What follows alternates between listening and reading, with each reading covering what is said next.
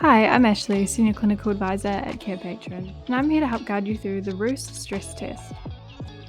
So what is a Roos stress test? The Roos stress test is designed to assess the presence of thoracic outlet syndrome, or TOS for short.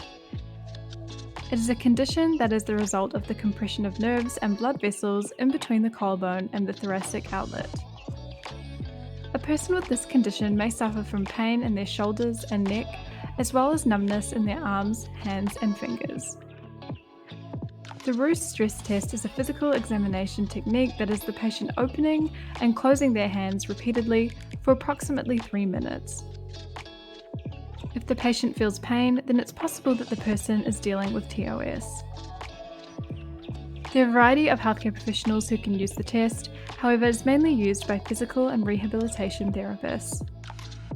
Here's how to use the test effectively. The first step is to enter the client information at the top and read the instructions as well as gather the materials. You'll then need to conduct the assessment while evaluating potential symptoms as listed. The final step is to include the results within a treatment plan.